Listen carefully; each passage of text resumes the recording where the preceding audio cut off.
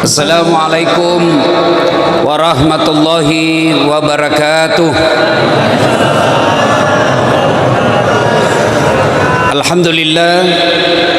Alhamdulillahi rabbil alamin. Wa bihi nasta'inu ala umurid dunya waddin. Asyhadu an la ilaha illallah wa asyhadu anna Muhammadan abduhu wa rasuluh. Allahumma salli ala Sayyidina Muhammad wa ala alihi wa sahbihi ajma'in. Amma ba'd. Ibu bapak, saudara-saudara sekalian, teristimewa alim ulama, ada komandannya Paskas di sini, ada Ustadz Haji Lukman, dan terkhusus yang kita hormati Bapak Wakil Gubernur Provinsi Kalimantan Barat yang insya Allah dimuliakan dan dirahmati oleh Allah Subhanahu wa Ta'ala. Dalam sebuah kisah diriwayatkan Rasulullah Sallallahu Alaihi Wasallam lagi tawaf. Tahu tawaf Pak ya? Keliling Ka'bah. Di depan Nabi ada anak muda ikut tawaf, dan Nabi melihat anak muda ini melepuh pundaknya. Bahasa Bugisnya takalopi lekena, ya, terkelupas pundaknya. Nabi penasaran, diikuti tawaf. Lalu selesai tawaf, Nabi panggil anak muda itu. Anak muda, ta'al, sini dulu anak muda. Ya Rasul, kenapa itu pundakmu nak? Magi lekekmu. Kenapa belakangmu? Ya Rasulullah, saya orang miskin, ibuku sakit, mau sekali beliau umroh. Saya tidak punya budak, saya tidak punya kereta, saya tidak punya onta, saya orang miskin, ibu saya sakit, mau sekali ke Mekah. Maka aku, ya, orang Bugis bilang udengi, kupikul lah, apa sih namanya itu? Kalau gendong begini. Nah, ya pokoknya apalah, dia di belakang sini. Ya. Nah, iyalah diambil lah, simpan di sini ya. Kalau bahasa Bugisnya didengi. Ya. Ibunya, nah, dia dari belakang dipikulnya, seperti itu. Dari Madinah ke Mekah kurang lebih 500 km, melewati panasnya padang pasir, melewati teriknya matahari, melewati dinginnya gurun. Kupikul terus. Nanti selepas ketika saya makan, buang air besar dan sholat, selebihnya ada di pundak saya. Makanya ini terkelupas pundakku. Lalu anak muda ini bertanya, ya Rasulullah, kira-kira kebaikanku ini sudah membalas kebaikan ibuku kepadaku? Kira-kira sudah seimbang dah ini kebaikan saya? Nabi lalu menjawab, anak muda, alhamdulillah, kau sudah termasuk anak yang soleh, tapi demi Allah, kau belum bisa membalas kebaikan ibumu. Masya Allah. Kira-kira sudah ada orang seperti ini sekarang? Hah? Bos, 500 meter, kilo, kira-kira dari Palangkaraya ke Pontianak. Palangkaraya Pontianak masih sisa singgah bapak bernaung di bawah pohon, masih banyak sungai yang kita lewati. Makkah Madinah, Madinah Mekah, padang pasir. Subhanallah. Tapi ternyata kebaikan itu belum membalas kebaikan ibu kepada orang tua. Sekarang ini banyak anak-anak durhaka sama orang tuanya. Nih kita nih. Allahu Akbar. Jangan pikir bahwa bapak sudah punya istri tidak durhaka sama orang tuanya. Banyak yang durhaka setelah berkeluarga. Tersebutlah sahabat Nabi namanya Sa'lab Alqamah. Makesing agamanya, bagus solatnya. Di mana Nabi dakwah di depan ada Alqamah, di mana Nabi berjamaah di belakang ada Alqamah. Tapi anehnya ketika sakaratul maut tidak bisa mengucapkan dua kalimat syahadat. La ilaha illallah. Alqamah cuma katakan la. Bingung semua sahabat. Kok bisa? Ini kan baik agamanya, rajin jamaah, bagus Senin Kamisnya. Kok bisa dia? Lapor sama Nabi, ya Rasulullah, Alqamah sakaratil maut tiba bisa mengucapkan dua kalimat syahadat, mungkin ada dosanya. Nabi lalu bersabda, hai, kau cari bapaknya, cari orang tuanya. Bapaknya sudah meninggal ya Rasul. Cari ibunya. Kau cari ibunya. Cari ibunya ketemu. Lalu si Bilal berkata, Bu, anakmu si Alqamah lagi sakaratul maut tidak bisa syahadat. Mungkin ada dosanya sama ibu. Apa kata ibunya? Dia dapat sudah itu. Kurang ngajar memang itu anak. Setengah mati ku hamilkan, setengah mati ku lahirkan, bersusah payah ku besarkan. Setelah ada istrinya, lebih sayang dan lebih takut sama istrinya daripada saya ibunya. Pernah satu ketika saya ke rumahnya, karena lama dia tidak datang, dilarang sama istrinya ke sini. Saya datanglah ke rumahnya. Saya baru ketuk pintunya, saya dengar istrinya bilang, Pak, sembunyi cepat itu kacang, itu mamamu datang. Didengar sama ibunya, gak jadi masuk, nangis ibunya. Pulang.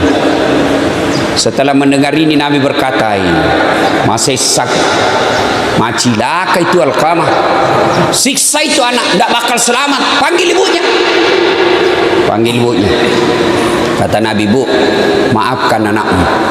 Saya tidak mau ya Rasul, kurang ngajar itu anak. Maafkan, saya tidak mau. Tidak selamat ini anakmu kalau kau tidak maafkan. Biar saja, kurang ngajar.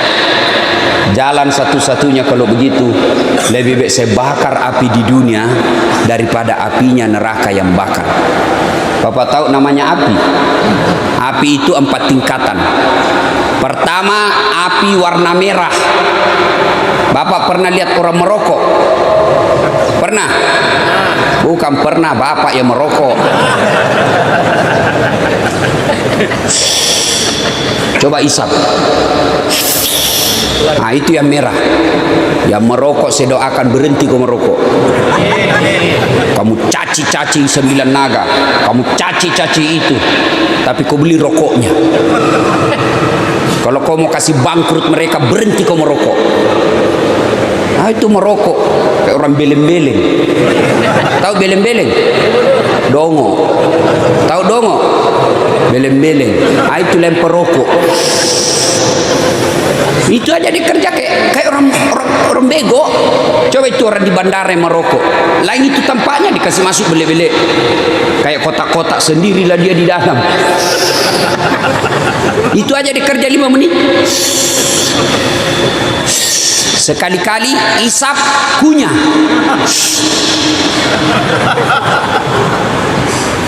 Dan kalian yang merokok, jangan kasih asap muka sama kami. Bagaimana caranya Ustaz? Kau bawa kantong kresek, rokok. Saya doakan kalian yang merokok berhenti. Kau tabung pembeli rokokmu yang 20.000 satu hari, insya Allah 1 tahun kau bisa umroh.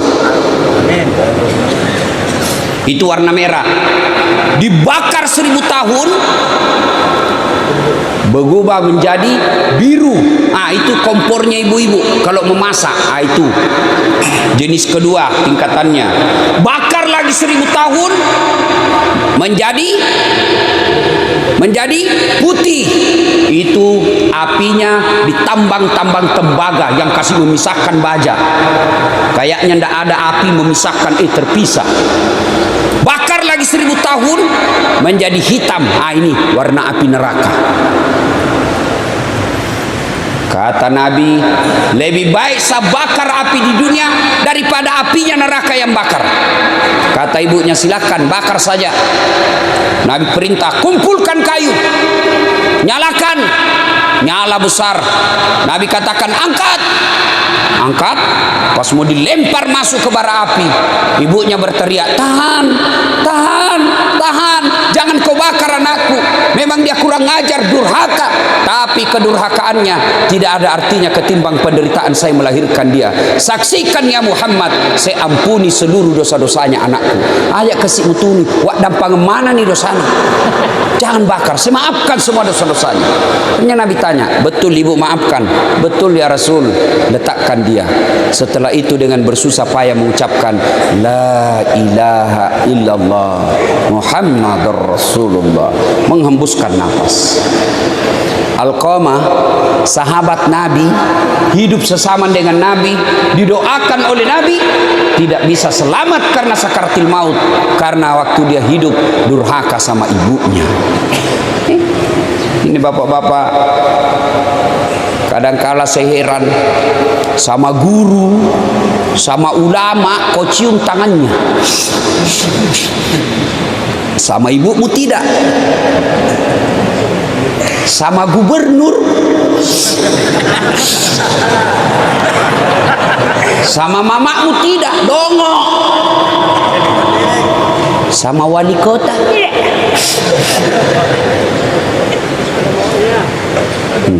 Coba, padahal tidak diajarkan, ciumlah tangan wali kotamu. Kenapa tidak ada berkah bagi mereka yang durhaka sama ibu bapaknya? Kenapa? Tuh tanya itu ibu, tanya itu ibu-ibu. Ibu-ibu masih ingat waktu melahirkan? Ada ndak ibu-ibu melahirkan senyum? Keluar kona, mentang-mentang dia kaya, keluar nak.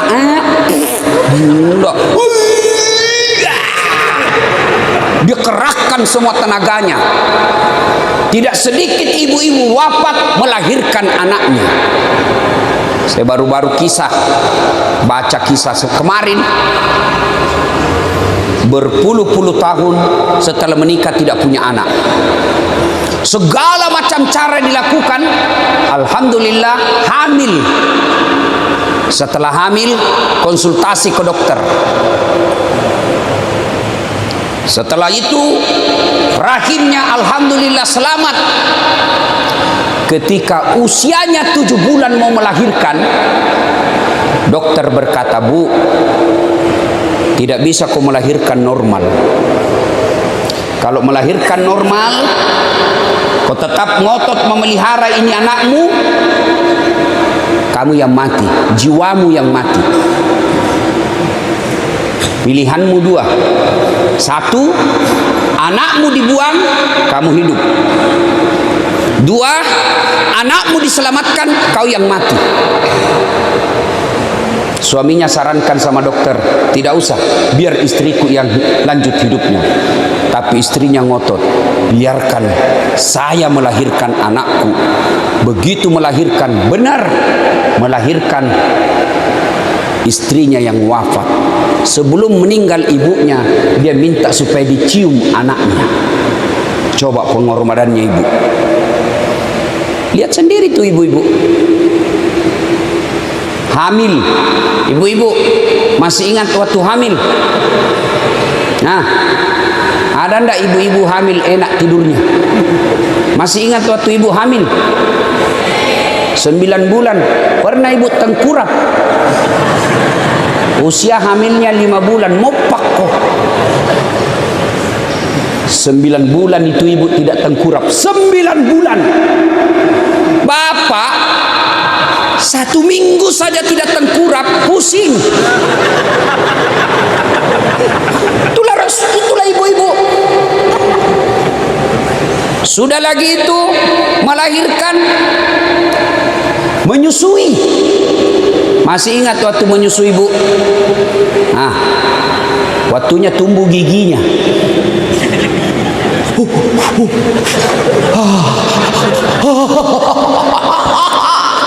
Coba ada ibu-ibu menyusui menyusui anaknya digigit. Hei, kau gigit saya? Tidak. Udah cabolot tuh kasih.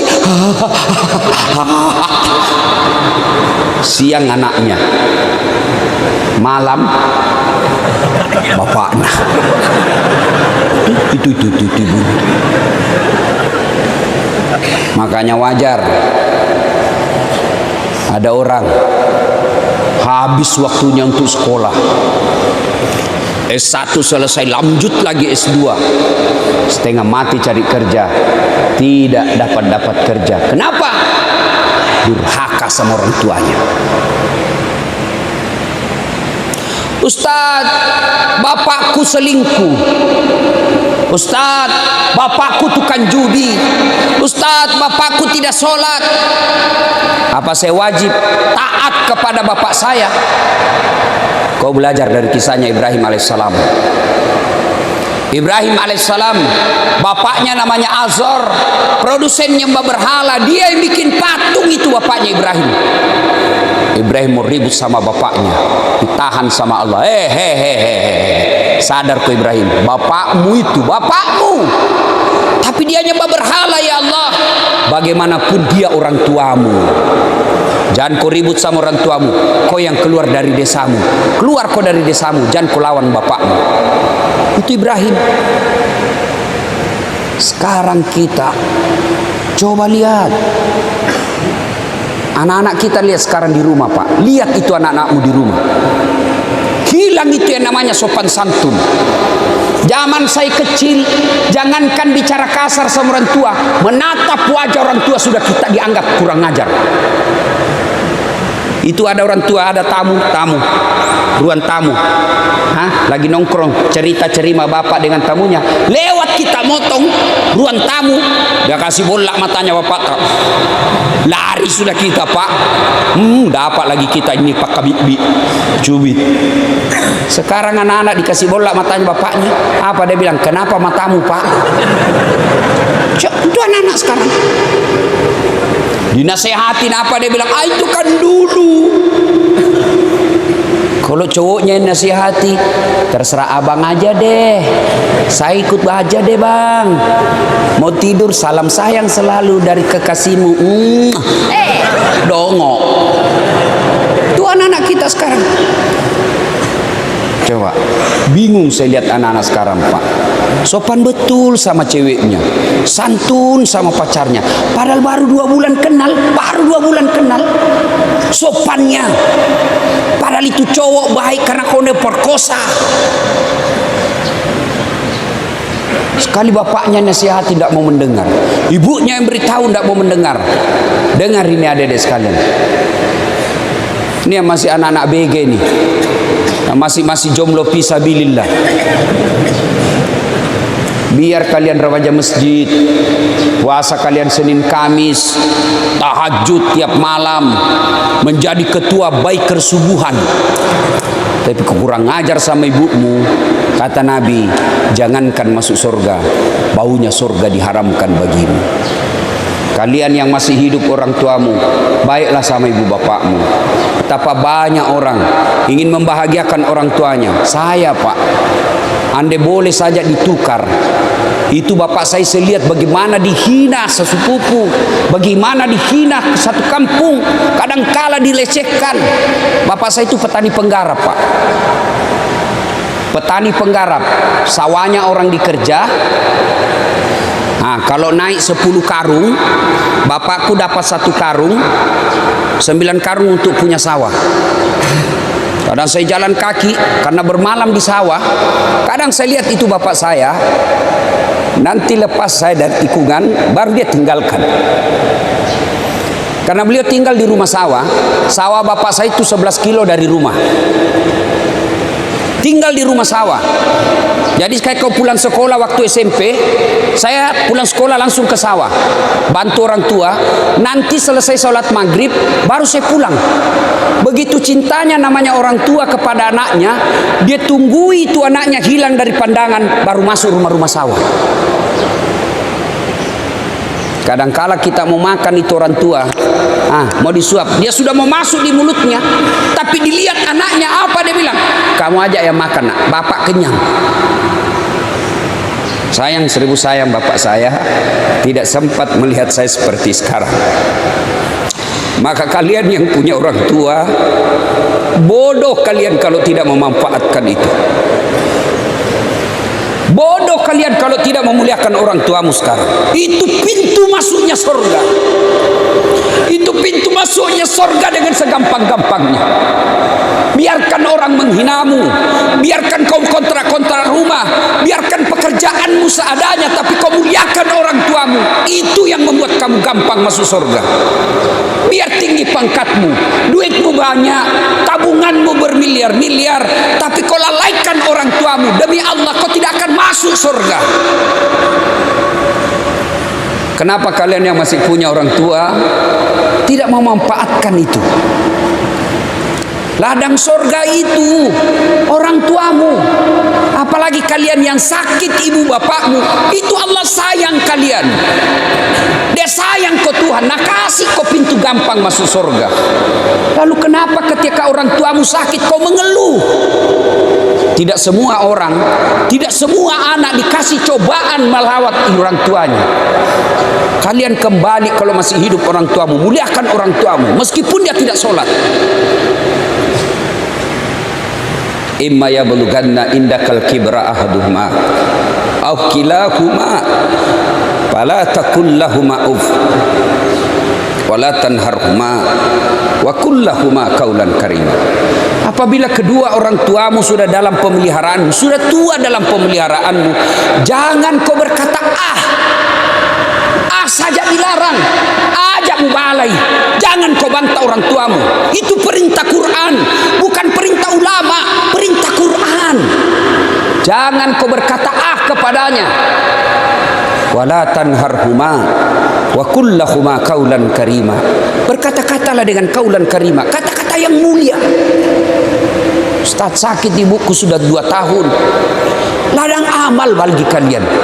Bisa jadi kalian berlima bersaudara, sakit ibumu, ada orang di antara 5 ini, dia gunakan untuk masuk surga secepatnya. Ada juga yang membuat gara-gara sakit ibunya, lebih gampang dia masuk neraka. Urus saja masing-masing. Sakit ibu. Barangkali yang pejabat tidak punya waktu, sayangi ibumu dengan ongkos biayanya. Urus biayanya. Kalian yang pengangguran, sakit ibumu, raih pintu surga karena waktumu lebih banyak. Urus itu, fisiknya, angkat. Bawa dia ke toilet. Ketika kau mengeluh, bikin repotin orang tua, hancur semua kau punya amal. Ingat, dalam Al-Quran ada 3 perintah serangkai, yang artinya tidak diterima perintah yang satu apabila perintah yang lain tidak dilaksanakan. Apa gerangan perintah serangkai itu? Satu di antara 3 itu, aniskurli wali walidaik. Bersyukurlah engkau kepada Allah, tapi jangan lupa muliakan orang tuamu. Orang yang bersyukur kepada Allah tapi mendurhakai orang tuanya, tolak itu syukurmu kepada Allah. Nabi kan pernah ditanya, ya Rasulullah, setelah Allah dan Rasulnya saya taati, setelah saya berbuat kepada Allah dan Rasulnya saya berbuat baik, siapa yang saya taati ya Rasul? Ibumu. Setelah itu siapa? Ibumu. Setelah itu siapa ya Rasul? Ibumu. Setelah itu siapa? Bapakmu. 3:1. Kenapa ibu 3 kali? Ternyata kalau kita pelajari, kenapa ibu 3 kali disebut? Karena ada 3 kelebihan ibu yang tidak dimiliki bapak. 1, hamil. Ada di sini pernah hamil? Paling kita menderita kalau ngidam. Iya toh? Ada di Makassar, Ustaz, apa doanya supaya berhenti ngidam istriku? Saya bilang, ngidam apa istrimu? Dia bilang, nanti dia bisa tidur kalau dia lihat saya duduk di atas lemari. Menderita kau terus. Jadi kalau jam 10 mau tidur istrinya, setengah 10 sudah naiklah dia duduk di atas lemari. Bilang, berhenti kau, dikasih bodoh-bodoh kau istrimu itu. Tidak ada itu ngidam. Oi ibu, oi. Tidak ada itu ngidam. Mamanya cek istriku dulu ngidam. Saya mau, tidak ada itu ngidam. Berhenti. Kedua, melahirkan. Ketiga, menyusui. Ibu bapak saudara-saudara sekalian, Tentu kita heran, kenapa anak-anak kita sekarang begini? Magai kira-kira. Kenapa kira-kira anak-anak kita begini? Apakah sepenuhnya salah anak? 90% salahnya orang tua. Kenapa bisa Ustaz? Coba lihat. Satu, apa yang kita kasih makan anak-anak kita. Kalau ibu bapak sudah memberi makanan haram anaknya, maka jangan heran anak nanti pun besar selalu berpikir yang haram-haram. Coba lihat anak-anak pejabat yang korup. 3 anaknya. 1 pengedar, 1 pengisap, 1 kawin lari di bawah bandar. Coba itu. Tapi coba lihat anak-anak guru mengaji. Coba, apa mau korupsi guru mengaji? Bapakku guru ngaji, sampai sekarang masih ada warisannya itu. Anak santrinya lebih 60 di rumah, bukan TKTPA, yang model ngaji kampung, orang Bugis. Alepura senaa, alepura wanai, alepura panau, aiu. Itu sampai sekarang itu. Ibu saya 84 tahun masih di Yesus itu. Jadi kalau sambil cobek-cobek itu ibu-ibu guru ngaji kan dulu begitu. Sambil dia kerja, salai, malampei, salah kok, kasih pendek itu, berdegung itu. Sambil cobek-cobek itu dia tahu. Dan gratis. Ada yang basi kencing, dia datang bawa di rumah. Saya tanya ibuku, berapa dibayar itu 1 orang, mak? Dia nama kamaja, tidak membayar. Sedangkan kau kasih gratis, nah marah-marah. Apalagi kalau suruh kau bayar. Itu paling bayarnya sampai sekarang. Bayarnya apa? Bukan duit. Apa? Ayam. Macera namanya. Baru masuk bawa ayam jago. Nah, dipotonglah itu anunya. Di atasnya kaliknya orang Bugis bilang. Baru modus supaya ada ritualnya. Itu darah-darahnya dikasih di sininya. Tidak ada? Saya biarkan saja. Nah, sudah itu masuk Al-Fatihah, bawa ayam lagi, cerak lagi. Nah, sudah 2 ayamnya. Ya. Dapat Iqra, cerak lagi, ayam lagi. Nah, sudah 3. Naik koran besar, ayam lagi, 4 nih. Ya. Dapat pertengahannya, cerak lagi, sudah 5. Dapat sajadah, cerak lagi, 6. Tutup Quran selesai hatam, ayam 2. 8 ayamnya. Saya pernah tanya, mak, kenapa banyak sekali itu ceraknya? Banyak ayamnya. Nah bilang, ya itulah untung kita. Itu korupsinya kasihan guru mengaji paling itu. Tapi coba anggota DPR, lain cuy. Maka jangan heran banyak anak anggota DPR, bapaknya terhormat, anaknya narkoba.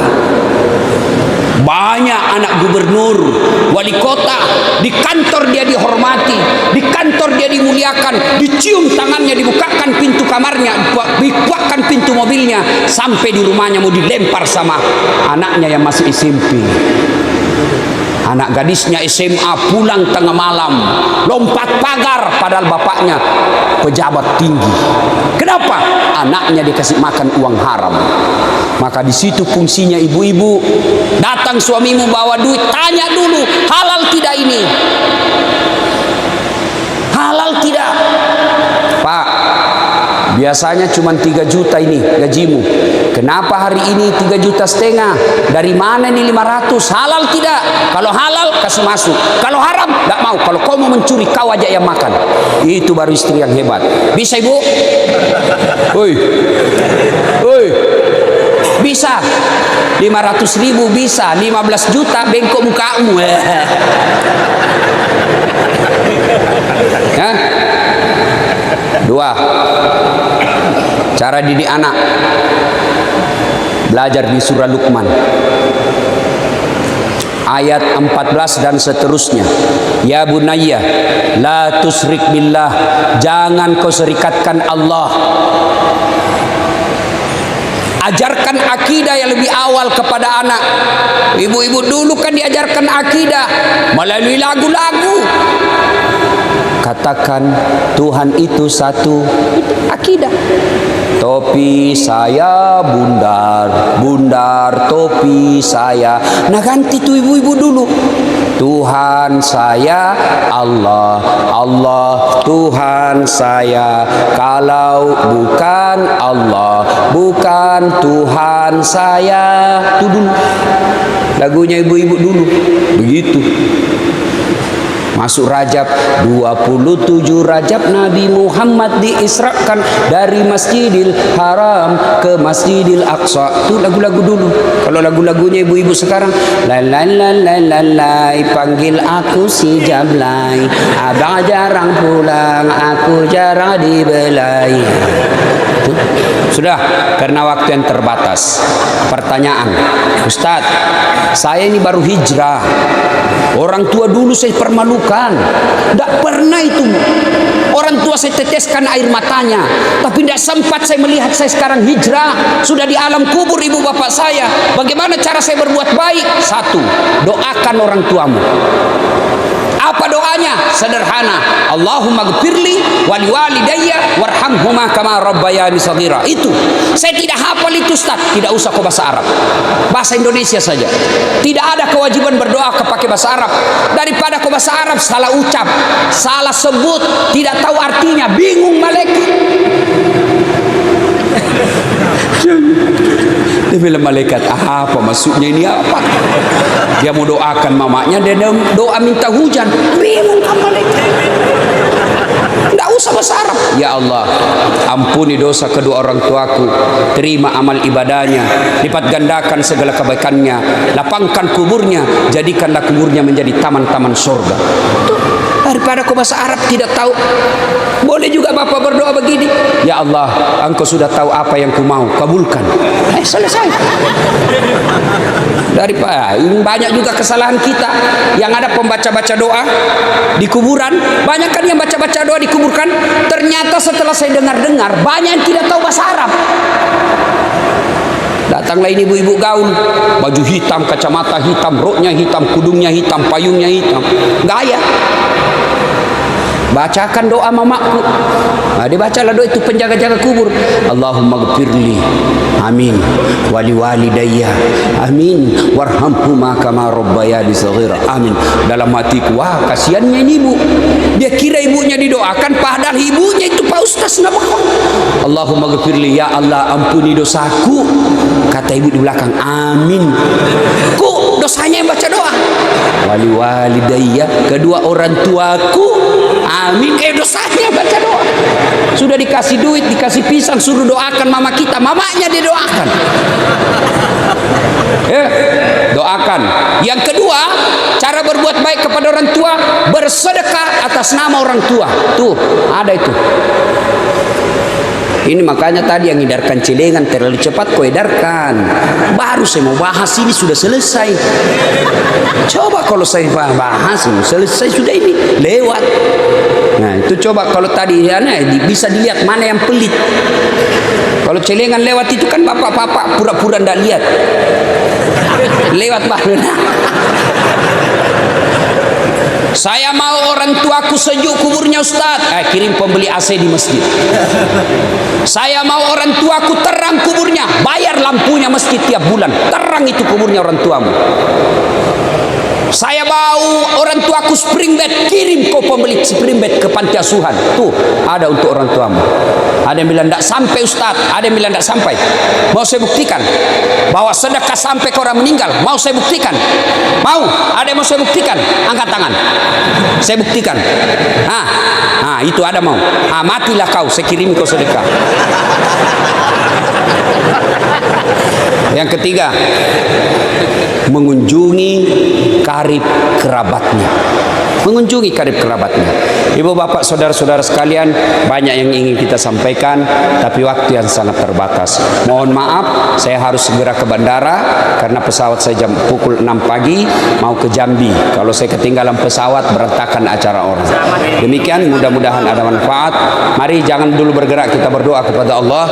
Kita awali dengan mengirimkan suratul Fatihah kepada Rasulullah Muhammad SAW.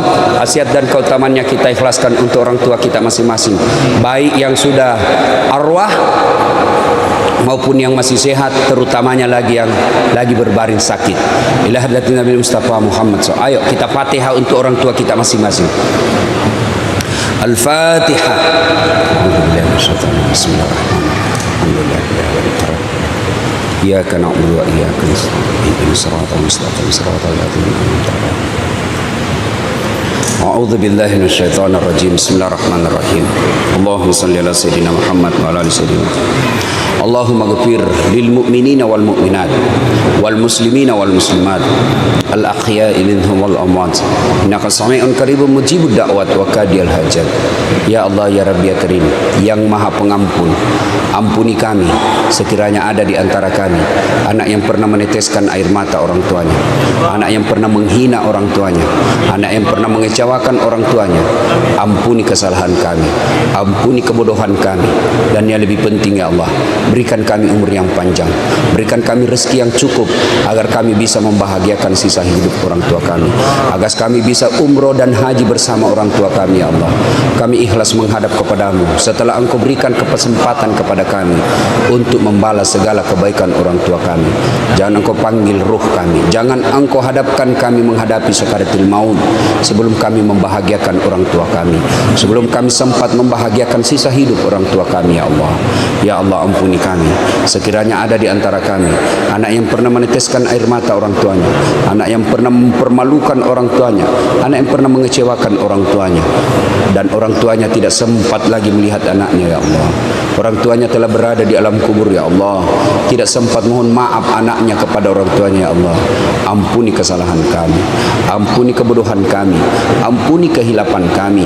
Jangan Engkau hukum orang tua kami atas dosa yang kami lakukan, jangan Engkau azab orang tua kami atas maksiat yang kami lakukan ya Allah. Ampunilah kebodohan kami ya Allah. Ya Allah yang memberi hidayah dan petunjuk, berikan hidayah kepada anak kami ya Allah, berikan hidayah kepada anak kami ya Allah. Jangan Kau biarkan anak kami larut dalam maksiat, jangan Kau biarkan larut dalam maksiat melaksanakan dosa dan kesalahan ya Allah. Bimbing dan tuntun anak-anak kami ya Allah. Allahumma ghfir lana, Allahumma ghfir lana, Allahumma ghfir lana wali walidaina warhamhuma kama rabbayana shaghira. Rabbana la tuzigh qulubana ba'da idh hadaitana wa hab lana min ladunka rahmah innaka antal wahhab, innaka antal wahhab. Allahumma inna nas'aluka salamatan fid din, salamatan fid dunya wal akhirah, wa afiatan fil jasad, wa siyadatan fil ilmi, wa barakatan fil rizq, wa taubatan qabla al maut, wa rahmatan indal maut, wa maghfiratan ba'dal maut. Allahumma hawwin alaina fi sakaratil maut wa najatan minan nar wal afwa indal hisab. Rabbana la tuzigh qulubana ba'da idh hadaitana wa hab lana min ladunka rahmah innaka antal wahhab. Rabbana atina fid dunya hasanah wa fil akhirati hasanah wa qina adzabannar. Subhana rabbika rabbil izzati amma yasifun wa salamun alal mursalin walhamdulillahi rabbil alamin.